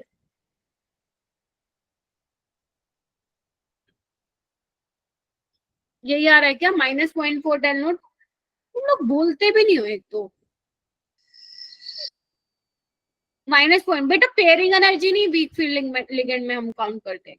पेयरिंग एनर्जी होती है आपने एक्स्ट्रा कितने इलेक्ट्रॉन को पेयर कराया। ये तुमने थोड़ी ना पेयर करवाया, तुमने करवाया पेयर, ये तो खुद ब खुद हुआ है। क्योंकि अगर 5 इलेक्ट्रॉन ऊपर भर गए तो छठा नीचे ही आएगा ना, है ना। इसके लिए तुमने अलग से थोड़ी ना एनर्जी दी है, वो तो आना ही नीचे है ऑटोमेटिकली, क्योंकि हर कोई लोअर एनर्जी में रहने की कोशिश करता है, तो वीक फील्ड लिगेंड में पेयरिंग एनर्जी नहीं आती है। अब यहाँ पे देखो, अब यहाँ पे देखो D6 में एक तो ऑलरेडी पेयर है ना वीक फील्ड लिगेंड में, एक्स्ट्रा कितना पेयर करवाया तुमने? 1। मैं फिर बोलूं, इसको ध्यान से सुन लो, नहीं तो गड़बड़ हो जाएगी। देख रहे हो क्या? Yes, ma'am. Yes ma'am. Ma'am इसमें 1 नहीं पेयरिंग दो, I am so sorry, 2p आएगा ना, नॉट 1p। ठीक है, नॉट 1p। ठीक है, आपने एक्स्ट्रा कितने इलेक्ट्रॉन को पेयर कराया था मनप्रीत? 2 को कराया ना, एक इसको और एक इसको। यहाँ पे एक तो ऑलरेडी है ना, आपको कंपैरिजन करना है। वीक फील्ड लिगेंड में देखना है कितने पेयर है, आपको देखना है एक्स्ट्रा इलेक्ट्रॉन कितने पेयर किए स्ट्रॉन्ग फील्ड लिगेंड में, तो 2 किए, तो 2p आएगा उस केस में। Okay ma'am. ठीक है, बिकॉज पेयरिंग एनर्जी क्या होती है? पेयरिंग एनर्जी होती है आपने अपनी तरफ से कितनी एनर्जी जो है वो दी इलेक्ट्रॉन को पेयर करवाने के लिए। ये तो ऑलरेडी हो रही है ना खुद ब खुद, क्योंकि 5 इलेक्ट्रॉन फिल कर दी तो 6th वाला नीचे ही आएगा, तो तुमने अपनी तरफ से कुछ उस पे खर्चा नहीं किया है करवाने के लिए। यहाँ 2 में तुम खर्चा करवा रहे हो पेयर करवाने के लिए, तो वो 2p ऐड करोगे। ठीक है, ओके मैम। अब D7 करो। D7 के केस में क्या होगा? बनाओ।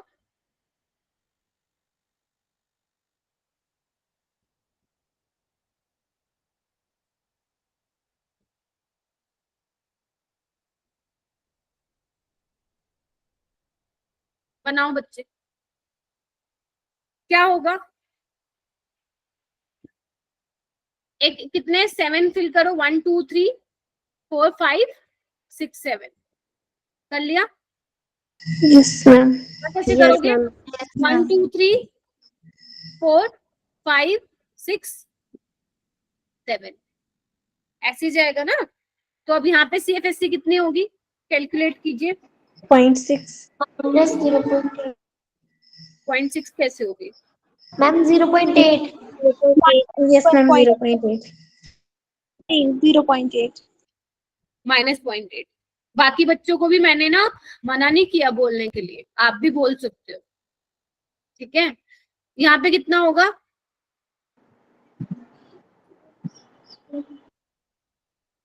-1.8। और पेयरिंग कितनी करवाई तुमने एक्स्ट्रा? 1। मैम ठीक है। ऐसे ही चलो D8 के केस में निकालो, D9 के केस में निकालो और D10 के केस में निकालो। चलो। मैम पिछले वाले में D7 वाले में 1 पेयरिंग एनर्जी। ओके यस, क्योंकि 2 तो ऑलरेडी है। आपने एक्स्ट्रा कितनी कराई स्ट्रॉन्ग फील्ड लिगेंड में? 1। Okay ma'am. ठीक है, इसीलिए 1 P इज ऐड। ठीक है, adding. Okay, D8 D9 D10 में निकालो सारे बच्चे। यहाँ पे CFSC कितनी आएगी, यहाँ पे कितनी आएगी CFSC, एंड यहाँ पे कितनी आएगी? चलो फटाक से करो, अभी तुम्हारा टेस्ट लूंगी, पता चलेगा कितना समझा है तुमने मेरी क्लास को। अंकिता हो रहा है क्लियर? अंकिता है क्लास में? हाँ है। ओम, काजल, दोनों काजल, जानवी, हाँ हाँ हाँ हाँ हाँ हाँ। मैम D7 में 0.8 कैसे आया? ये तो आवाज नहीं 5 आ रही, आवाज नहीं आ रही, थोड़ा तेज बोलो बेटा। मैम D7 का वीक फील्ड वाला कैसे आया? नहीं आ रहा कि -1.8? कितने इलेक्ट्रॉन है? 6 है ना, तो कितना हो गया? हम प्लस 5 0.6। है ना 5 कैसे? 7 है ना टोटल। मैम वीक फील्ड में। अच्छा, वीक फील्ड लिगेंड में 1 2 3 4 5 6 7, ठीक तो है। 5 की कितनी हो जाएगी? -0.4 प्लस 2 की 0.6 हो जाएगी, तो कितना आ जाएगा? -2.0 प्लस 1.2, कितना आ रहा अच्छा, है ये? ये सब उल्टा ले लिया। ठीक है, अच्छा ओके मैम चलो। हाँ हाँ हाँ, मेरे D8 वाले में इजी में भी पेयरिंग करवाते हैं हम स्ट्रॉन्ग फील्ड वाले। मैम जो D8 वाला है उसमें स्ट्रॉन्ग फील्ड लिगेंड में हम EG में भी पेयरिंग करवाते हैं। देखो नीचे क्या है? T2G है, ऊपर है EG है, ठीक है। अब तुम इधर देखो, ध्यान से देखो, शुरू से बता रही हूँ मैं एक बार, ठीक है। अगर एक इलेक्ट्रॉन होगा इस तरीके से फील होगा, स्ट्रॉन्ग हो या वीक हो। 2 होंगे तो इस तरीके से फील होंगे, स्ट्रॉन्ग होगा या वीक होगा। हाँ, T2G। 3 होंगे तो इस तरीके से फील होगा, इस तरीके से, ठीक है। इसमें कोई डाउट नहीं है ना? ठीक है, ओके। अगर आपका 4th इलेक्ट्रॉन होगा और अगर आपका स्ट्रॉन्ग फील्ड लिगेंड होगा तो यही पेयरिंग हो जाएगी, ठीक है। अगर 5 होंगे, लो स्पिन होगा तो यही पेयरिंग हो जाएगी। अगर 6 इलेक्ट्रॉन होंगे, स्ट्रॉन्ग फील्ड लिगेंड होगा तो यही पेयरिंग हो जाएगी। खत्म। पहले T2G को भरोगे in case of strong field ligand, ठीक है जी, ठीक है। फिर हम आएंगे, अगर मान लो 7वां इलेक्ट्रॉन होगा तो ऊपर ही जाएगा, 8वां इलेक्ट्रॉन होगा तो यही आएगा। अब 9th इलेक्ट्रॉन को मुझे यहीं भेजना पड़ेगा बिकॉज नीचे वाले तो खत्म, और 10th इलेक्ट्रॉन को मैं यहाँ पे। इस तरीके से होती है लो स्पिन में क्या इलेक्ट्रॉन। कैसे? इधर आओ, पहले 1, फिर 1 2 1 2 3। मेरे इनको देखो, हैंड्स एक्सप्रेशन को देखो। 1 जब D1 होगा, 2 में 1 2, 3 में 1 2 3, 4 में 1 2 3 4, 1 2 3 4 5, 1 2 3 4 5 6। गेटिंग ना? 1 2 3 4 5 6 7 EG में जाएगा, ठीक है। 8 में क्या होगा? दूसरा EG भरेगा, ठीक है। 9th में क्या होगा? एक और EG भरेगा, 10 में सारे फुल्ली फिल्ड हो जाएंगे। सेम आएगी ना? हाँ, D8 D9 D10 में आपका लिगेंड स्ट्रॉन्ग है या वीक है, डजंट मैटर, सेम CFSC आएगी। Yes ma'am. Strong field ligand है या वीक फील्ड लिगेंड है, CFSC सेम आएगी। बस तुम मुझे निकाल के बता दो, और 1.8 एनर्जी को भी नहीं करोगे। D9 में कितनी आ रही है? मैम 0.6 0.6 और D10 में 0 आ रही होगी। यस। बताओ मुश्किल है क्या? No ma'am. नहीं। तो पहले अगर स्ट्रॉन्ग फ्री लिगेंड आएगा, T2G में सारे इलेक्ट्रॉन भरने की कोशिश करो, सारे भरेंगे, फिर उसके बाद D7 से फिर EG में इलेक्ट्रॉन फिल होना स्टार्ट हो जाएगा। ठीक है, इस तरीके से आपको सोचना है। ठीक है, तो ये मैंने आपको समझाना था। ठीक है, चलो अब ये क्वेश्चन करके दिखाओ मेरे को। मैम एक बार पेयरिंग बताओगे कि जो D8, D9 और D10 में स्ट्रॉन्ग फील्ड में कितने कितने पेयर होंगे? नहीं, पेयरिंग होएगी नहीं ना, बिकॉज वीक फ्री लिगेंड और स्ट्रॉन्ग फ्री लिगेंड में दोनों में सेम कॉन्फ़िगरेशन आ रही है, इलेक्ट्रॉनिक कॉन्फ़िगरेशन। यस तो मैम। पेयरिंग नहीं होगी। जितनी पेयरिंग स्ट्रॉन्ग फ्री लिगेंड में है उतनी ही वीक फ्री लिगेंड में है। तो कोई भी एक्स्ट्रा आपने पेयरिंग नहीं करवाई है। Yes ma'am. ठीक है, चलो ये वाला क्वेश्चन करेंगे सारे बच्चे, हैंड रेस करेंगे।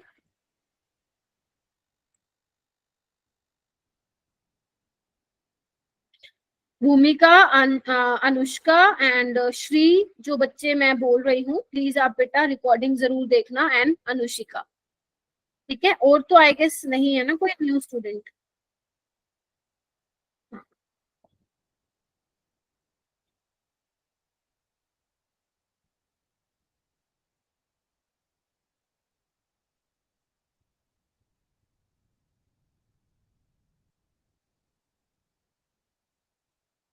करो हैंड रेस, शाबाश।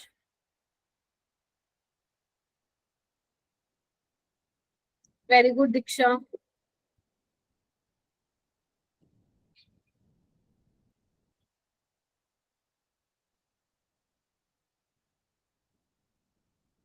वेरी गुड बच्चों।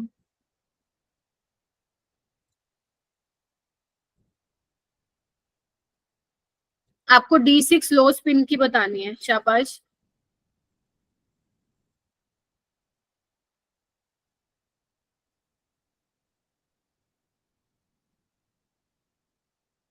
बस 6 बच्चे बाकी? अंकिता, काजल, संचिता, तमनप्रीत,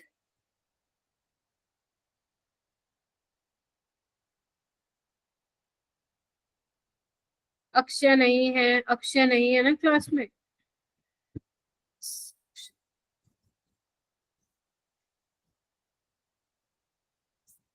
प्लीज क्लास में वही स्टूडेंट्स आया करो जो पढ़ना चाहते हैं। ठीक है, या जो पढ़ के आते हैं। ठीक है, जो नहीं पढ़ के आते हैं, कुछ समझ में नहीं आएगा, बस टाइम वेस्ट करोगे, नथिंग एल्स। बस जानवी आप बताओ। Ma'am option 2। D6 में कैसे करोगे बेटा, लो स्पिन में? मैम लो यही स्पिन fill में होगा। हाँ, यही होगा ना, T2G में 6 इलेक्ट्रॉन ma'am. फिल करोगे तो क्या हो जाएगा, ये -0.4 इंटू 6 कितना हो जाएगा, -2.4 डेल्टा नोट। तो चेक कर लो, यही Yes. तो 12/5 ही तो होता है 2.4। इसमें क्यों इतना सोच रहे हो तुम लोग? और पेयरिंग कितनी आएगी, +2p आएगा। 2p। तो यानी कि ऑप्शन क्या हो जाएगा, 2 हो जाएगा। ये वाला क्वेश्चन कीजिए।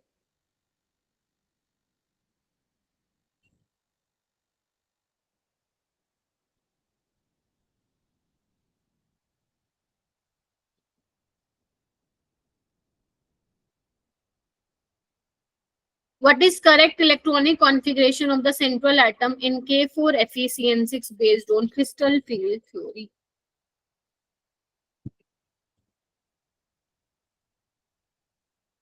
बेटा क्लास में 8:40 तक लूंगी, 5 मिनट का आपको ब्रेक मिलेगा नेक्स्ट क्लास से। स्टार्टिंग में मैंने लेट स्टार्ट किया था।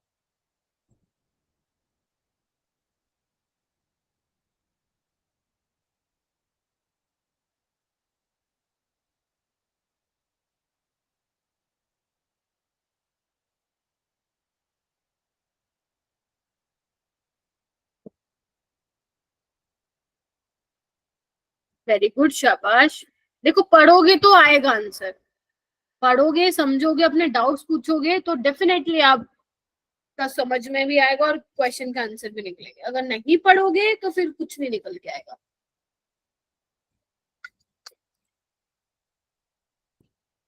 नहीं नहीं नहीं, लीव नहीं करना अलजिया, अब लीव नहीं करना। अब तो कुछ रह ही नहीं गया, अब तो थोड़ी और चीजें रह गई हैं जिसको समझना जरूरी है मेरे बेटा।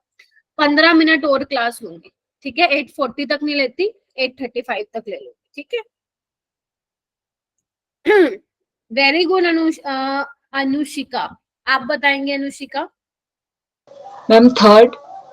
Third, very good, first class और बहुत अच्छा आंसर दिया, ठीक है। तो थर्ड ही आएगा, इधर देखो FeCN6, इसको आप ऐसे कर सकते हो 4 नेगेटिव, यानी कि Fe क्या है यहाँ पे +2 में है, यानी कि D6 है। Cn कैसा लिगेंड है जल्दी बताओ। Strong field ligand. तो अगर स्ट्रॉन्ग फील्ड लिगेंड है तो T2 में ही 6 इलेक्ट्रॉन फिल हो जाएंगे, ठीक है। तो यानी कि ऑप्शन थर्ड इसका करेक्ट होगा। क्लियर है सभी को? Yes ma'am. ये वाला क्वेश्चन करो।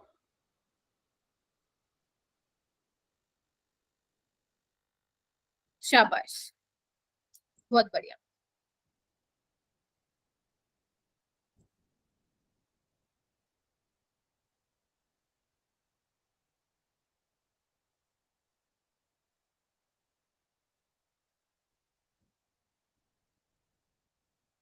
गिरजा कल ना 10 मिनट पहले आ जाना क्लास में, वरना वो तुम्हारा डाउट ना डाउट ही रह जाएगा, ठीक है गिरजा, मैंने आज भी कहा था तुम्हें।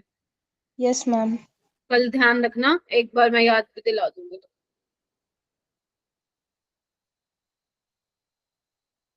करो ये वाला क्वेश्चन करो, निपटाओ इसको।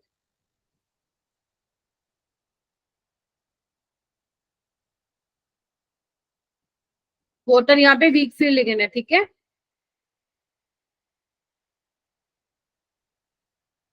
लेकिन कोबाल्ट +3 के साथ स्ट्रॉन्ग फील्ड लिगेंड होता है, ये आपको ध्यान रखनी है चीजें छोटी छोटी, ठीक है। चलो करो करो, क्या होगा, विच वन इज करेक्ट, किस केस में 0 CFSC आएगी? भूमिका आप कर पा रही हो?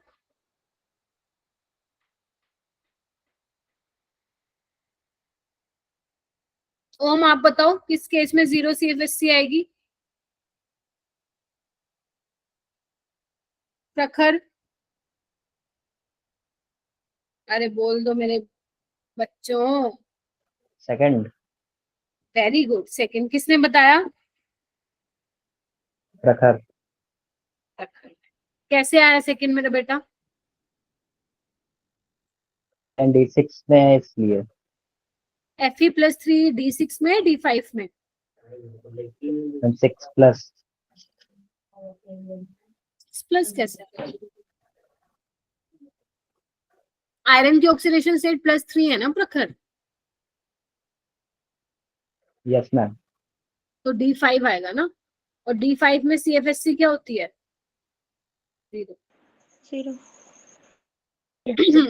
क्या बोला तुमने, एक बार दोबारा देखो क्या कॉन्सेप्ट दिमाग में आया तुम्हारे, ठीक है। ये वाला क्वेश्चन कीजिए।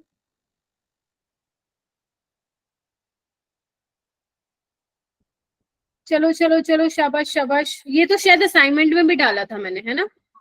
Yes ma'am.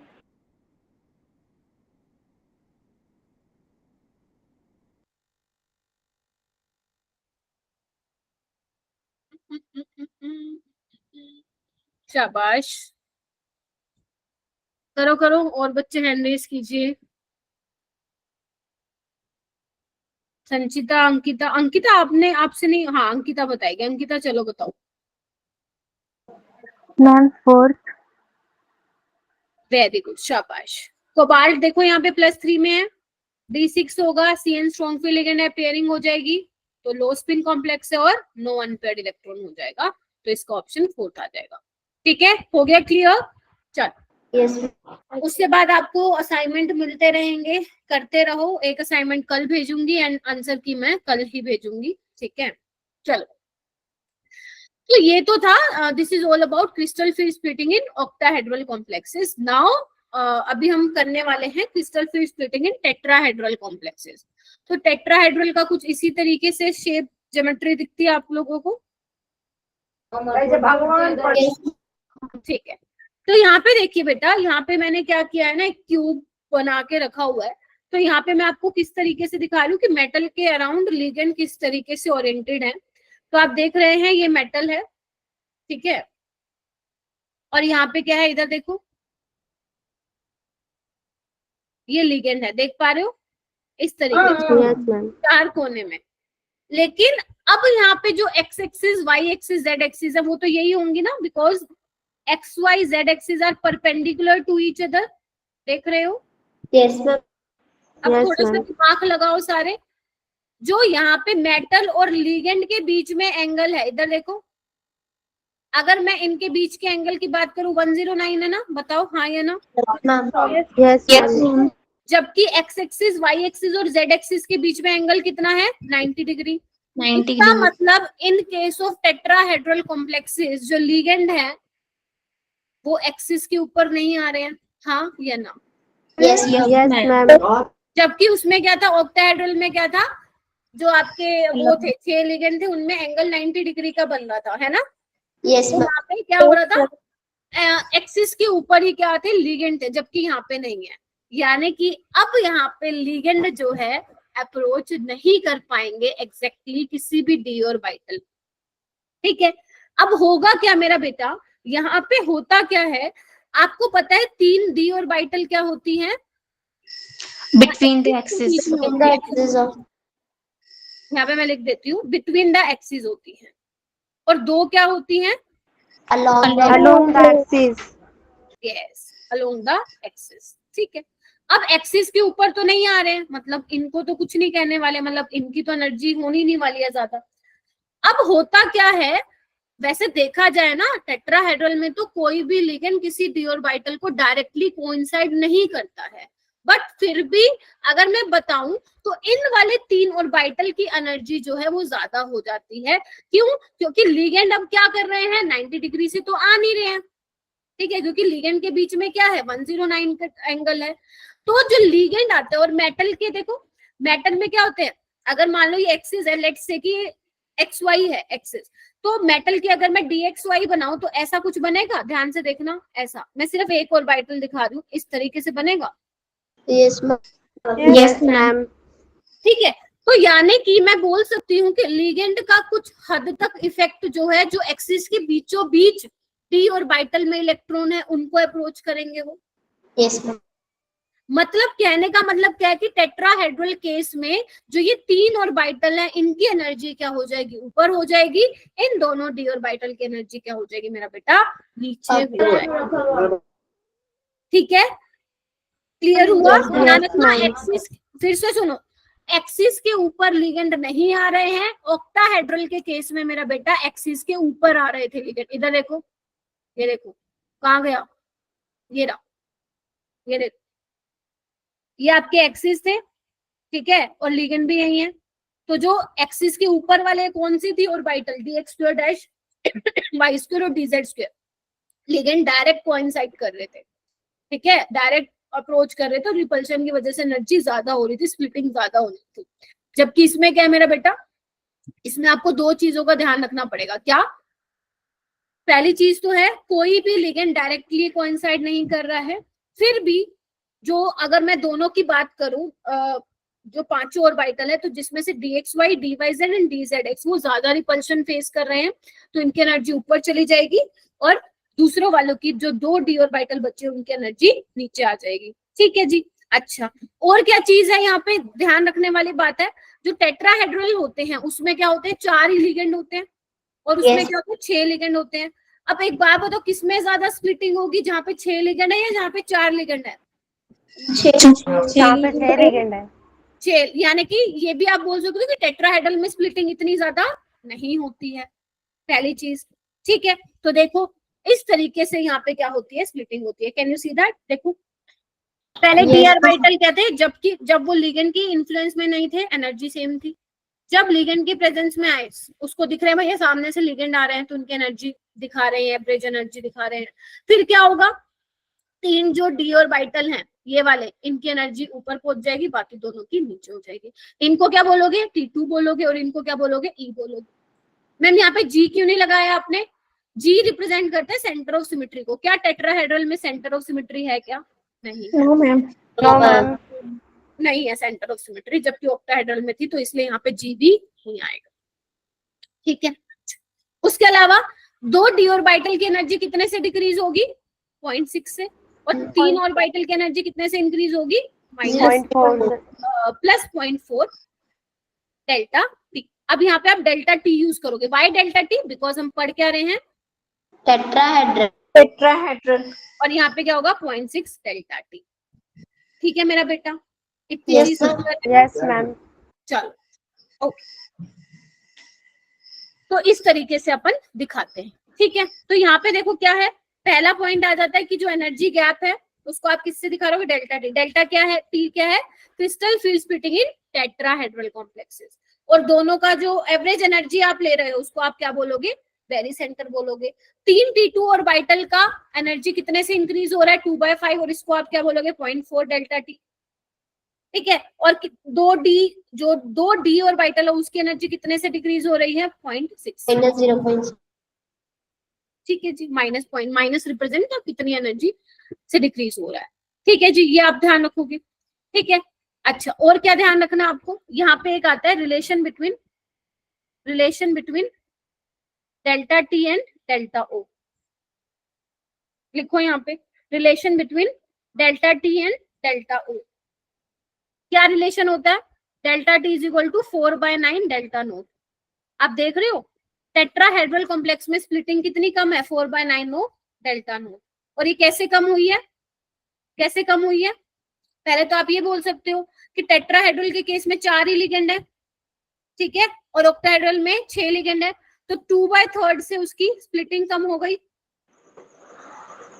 लिख रहे हो, ठीक है। और Yes, दूसरा ma'am. क्या है कि टेट्राहेड्रल में कोई भी लिगेंड डायरेक्ट अप्रोच नहीं कर रहा है ना, ठीक है। यस तो कितने से कम हो गई उसका, 2/3 से। मतलब कहने का मतलब क्या, दो चीजें हैं, एक तो स्प्लिटिंग कम हो रही है, स्प्लिटिंग कितने से कम हो गई, 2/3 से। ऊपर से 4 लिगेंड है, उसमें 6 लिगेंड है, तो उतने से कम हो गई। लिगेंड फील्ड भी तो देखी जाएगी ना, उसमें 6 लिगेंड है, इसमें 4 लिगेंड है, ठीक है। तो अगर आप 2/3 इंटू 2/3 डेल्टा नोट कर देंगे तो कितना आ जाएगा, डेल्टा टी 4/9 डेल्टा नोट। आपसे ये कोई नहीं पूछेगा कैसे आया, आपसे ये पूछेंगे कि कितनी कम है क्या क्रिस्टल फील्ड स्प्लिटिंग इन टेट्राहेड्रल। अब एक बार बताओ, जब स्प्लिटिंग ही कम है तो इलेक्ट्रॉन तो आराम से ऊपर चला जाएगा, यस मैम। है ना। Yes, ma'am.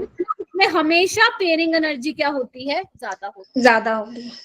तो ये यहाँ पे मैं लिख भी देती हूँ कि इन case of tetrahedral complexes pairing energy हमेशा कम नहीं ज्यादा होती है। यहाँ पे लिख देती हूँ नेक्स्ट पेज में, पेयरिंग एनर्जी हमेशा ज्यादा होती है। तो यहाँ पे आप लिखो tetrahedral complexes always form high spin complexes.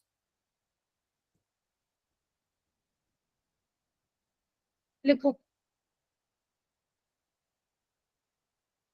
Ma'am, yes. Ma'am इसमें पेयरिंग एनर्जी ज्यादा का मतलब, पेयरिंग एनर्जी का ज्यादा होने का मतलब ये है मेरे बेटा, टेट्राहेड्रल में स्प्लिटिंग कम हो रही है तो एनर्जी गैप कम होगा, यस मैम। है ना। तो एनर्जी गैप कम होगा तो मतलब इलेक्ट्रॉन इजीली एक्साइट कर जाएंगे, ठीक है।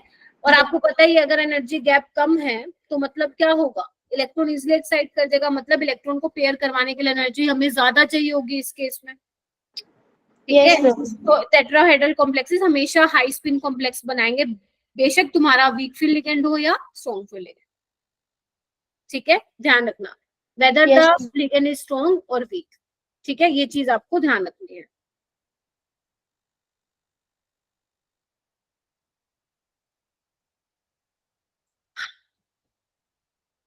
ठीक है, उसके बाद इसको कैसे निकालेंगे, -0.6, ठीक है, number of electron in E plus 0.4 number of electron in T2 delta T. Delta T क्या है, क्रिस्टल फील्ड स्प्लिटिंग इन टेट्राहेड्रल कॉम्प्लेक्सेस, क्योंकि ये हमेशा हाई स्पिन कॉम्प्लेक्सेस बनाते हैं तो पेयरिंग एनर्जी इसमें आप इंक्लूड नहीं करोगे।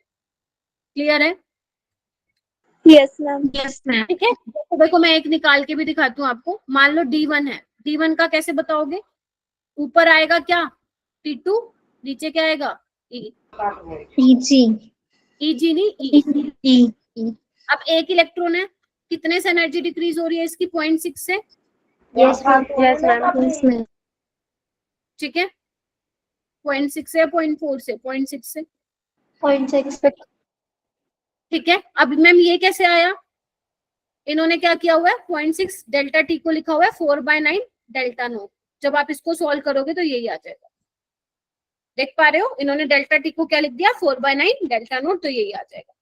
ठीक है, ऐसे D2 के लिए निकाल लोगे, D3, D4, D5, ऐसे ही आप इन सब के लिए निकालोगे। ठीक है जी, निकाल के देखना है आप। Yes ma'am. ये वाला मुझे, अच्छा ये तो मैंने कल करवा दिया था ना, ये तो हो गया अपना, है ना। चलो इसका आंसर बता दो। किसका मेरा बेटा, मैम इसका सी ऑप्शन आएगा ना इसका, नहीं पिछले वाले का। हाँ सी आएगा इसका। Okay ma'am. ठीक है, ओके। और उसके अलावा क्या करना है, आज आपको यही करना है, CFSC निकाल के देखोगे सारी D1 से लेकर D10 की ऑक्टाहेड्रल में, और D1 से D10 इसके लिए टेट्राहेड्रल के लिए। और आपको ये पता होना चाहिए डेल्टा टी क्या होता है, ये रिलेशन आपको पता होना चाहिए। क्यों कम होता है, दो चीज हैं, 4 लिगेंड है, ठीक है, इसकी वजह से क्या होने वाला है, 4 लिगेंड है तो स्प्लिटिंग कम होगी, और कोई भी लिगेंड डायरेक्टली भी अप्रोच नहीं कर रहा है, तो जिसकी वजह से टेट्राहेड्रल कॉम्प्लेक्सेस में क्या होता है, स्प्लिटिंग क्या हो जाती है, कम हो जाती है। कितनी कम होती है ऑक्टाहेड्रल से, 4/9 टाइम्स ऑफ डेल्टा नोट। ठीक है जी, यस मैम। चलो यस मैम। तो ये आपको करना है होमवर्क, मैं आपको DPP ग्रुप में शेयर करूंगी, एंड नेक्स्ट क्लास में भी मैं क्रिस्टल फील्ड थ्योरी कराऊंगी, बिकॉज ये अभी कंप्लीट नहीं हुआ। अभी हमें देखना है कि कौन कौन से फैक्टर्स हैं जो CFSC को इफेक्ट करते हैं ना। जैसे मैंने बोला था ना, स्टेबिलिटी बता पाओगे, तो किस बेसिस पे बता पाओगे कि कॉम्प्लेक्स आपका स्टेबल है या नहीं है। कलर के बारे में भी बताता है CFSC, तो वो हमने अभी डिस्कस ही नहीं किया कि मैम कलर के बारे में कैसे बताता है। तो मोस्ट इंपॉर्टेंट जो पार्ट है क्रिस्टल फील्ड थ्योरी का, वो आपके नेक्स्ट क्लास में होगा, और नेक्स्ट क्लास कब अपनी कल ही है, और कल ये जो है कंप्लीट हो जाएगा। ठीक है जी, कौन, क्रिस्टल फील्ड थ्योरी कंप्लीट हो जाएगा। तो आपको